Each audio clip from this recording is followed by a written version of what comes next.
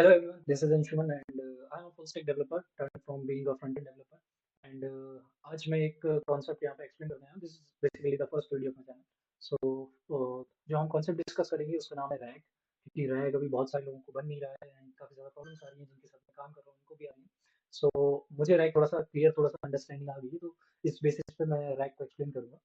सो rag का concept जो है वो मेनली एलएलएम्स के अराउंड ऑफ घूमता है, जो कि ये बताता है कि जो रैग है वो एक ऐसा कॉन्सेप्ट है जो एलएलएम्स को आपका पर्सनलाइज्ड एजेंट्स बना देता है.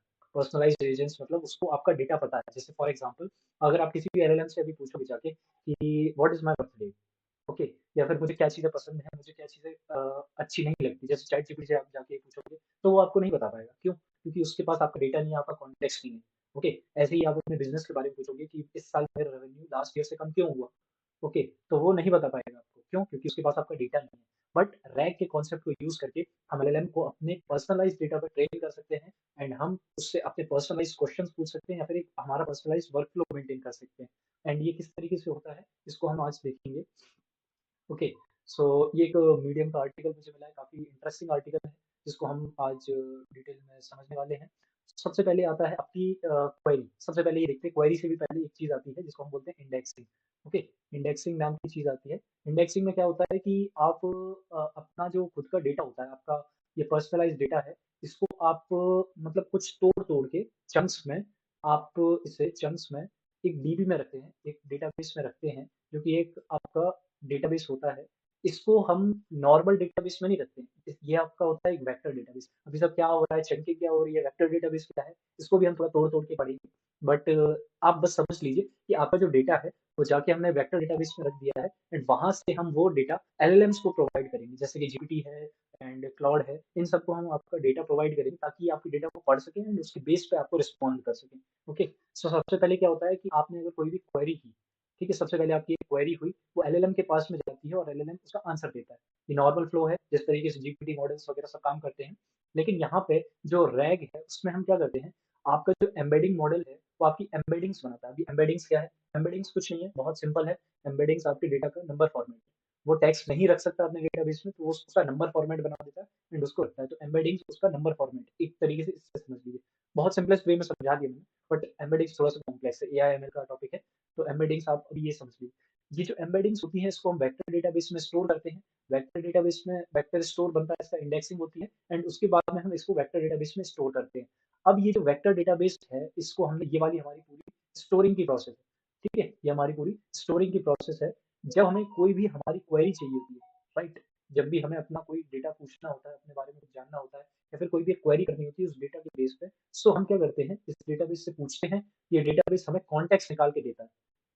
कॉन्टेक्स्ट निकाल के ऐसे देगा कि जैसे मैंने पूछा कि मेरा रेवेन्यू क्या हुआ था लास्ट ईयर एंड मेरा इस साल रेवेन्यू काफी कम क्यों हुआ उससे, पिछले साल के रेवेन्यू से. सो ये क्या करेगा, ये जाएगा आपके डेटाबेस में, पिछले साल का डेटा लेके आएगा, इस साल का डेटा लेके आएगा और आपका जो आपने पूछा है कि मेरा पिछले साल से इस साल डेटा कम क्यों हुआ, उसको मिला के मतलब आपका कॉन्टेक्स्ट जो आपका डेटाबेस से आया और आपकी जो क्वेरी है उन दोनों को मिला के ये एलएलएम को दे देगा और एलएलएम उन दोनों चीजों को देख कर फिर आपको एक आंसर देगा. सो ये बेसिकली पूरा रैग का प्रोसेस है. एक बार और समराइज कर देते हैं. सो रैग में मेनली थ्री कॉन्सेप्ट आते हैं, R, A and G. Okay, सबसे पहले आता है आपका रिट्रीवल. Retrieval, augmented, generation. ठीक है, तो रिट्रीवल में क्या होता है कि जब भी कोई डेटाबेस में आप क्वेरी करते हैं तो डेटाबेस से कॉन्टेक्स्ट निकाल के आना होता है उसे. ठीक है, कॉन्टेक्स्ट निकाल कर लाना होता है, तो ये रिट्रीवल प्रोसेस है. कॉन्टेक्स्ट निकाल के कैसे लाएगा, तो वेक्टर डेटाबेस में आप कोड लिखते हैं, वहां से आप एल्गोरिथम बनाते हैं उसकी, जो कि कॉन्टेक्स्ट निकाल के ले आएगा. दूसरा पार्ट है आपका ऑगमेंटेशन. ऑगमेंटेशन क्या होता है, इस कॉन्टेक्स्ट के साथ में जब आप क्वेरी जोड़ देते हो, क्वेरी मतलब कि जो भी आप पूछना चाहते हो उसके साथ में आप ये जब जोड़ देते हो कॉन्टेक्स्ट प्लस क्वेरी, तो ये आपका ऑगमेंटेशन प्रोसेस बन जाती है. आपका फुल कॉन्टेक्स्ट तैयार होता है जो एलएलएम को जानना होता है, जिसके बेस पे एलएलएम अच्छे से आंसर कर पाता है. दूसरी चीज हमारी कंप्लीट होगी, उसके बाद में आता है जनरेशन. जब ये कॉन्टेक्स्ट और क्वेरी दोनों से मिल जाएगी तो एलएलएम क्या करेगा, आपका आंसर दे देता है जो भी पर्सनलाइज. फॉर एग्जांपल, जैसे कि अगर मैं पूछूं कि I am an employ in certain company and मुझे एक लीव लेनी है, तो अभी मेरे पास कितनी लीव्स बची हुई है, ठीक है, तो मैं अपना पूरा डेटा इसके साथ में कनेक्ट करूंगा या फिर कोई भी कंपनी अपने डेटा को इसके साथ कनेक्ट करेगी एंड देन उसके बेस पे वो जो कॉन्टेक्स्ट है वो सारे मेरा लीव लेके आएगा, मेरा डेटा लेके आएगा डेटाबेस से कि मैंने कितनी लीव ले रखी है, कितना मैंने काम कर रखा है एंड कितनी लीव्स मेरी बाकी है. तो यहाँ से उसको कॉन्टेक्स्ट मिला, कॉन्टेक्स्ट के साथ में वो मेरी क्वेरी देखेगा. क्वेरी और कॉन्टेक्स्ट को मिला के वो एलएलएम को सेंड कर देगा एंड वहां से एक आंसर जनरेट होगा। Okay, so this is all about rag. And ये रैग का बहुत ही बेसिक कॉन्सेप्ट है कि रैग किस तरीके से काम करता है। रैग इस फ्लो में 5 चीजें होती हैं ऑलमोस्ट। सबसे पहले आपकी क्वेरी आती है, user will not right a good query. ठीक है, मतलब कि जो यूजर है वो एक अच्छी क्वेरी नहीं लिख सकता। ऐसा भी हो सकता है, इसकी वजह से ये चीजें खराब हो सकती है। तो यहाँ पे सबसे पहले आता है क्वेरी। क्वेरी क्या होती है, आप जो भी चीज पूछना चाहते हैं वो क्वेरी है। क्वेरी एम्बेडिंग क्या होती है, ये जो क्वेरी होती है इसको भी नंबर फॉर्मेट्स में कन्वर्ट किया जाता है ताकि वेक्टर डेटाबेस में इसके सिमिलर नंबर्स देखे जा सके।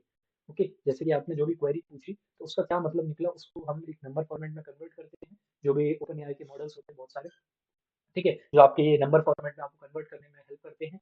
जैसे कि ओपन एआई का टेक्स्ट डेटा मॉडल है, ठीक है, एम्बेडिंग्स मॉडल है, बहुत सारे मॉडल्स हैं जो कि आपकी क्वेरी को एम्बेडिंग्स में कन्वर्ट करने में हेल्प करते हैं। And उसके बाद में एक सिमिलैरिटी सर्च होता है, उसके बाद में ये सारी चीज निकल के आती है, रिट्रीवल होता है और एक कॉन्टेक्स्ट बनता है।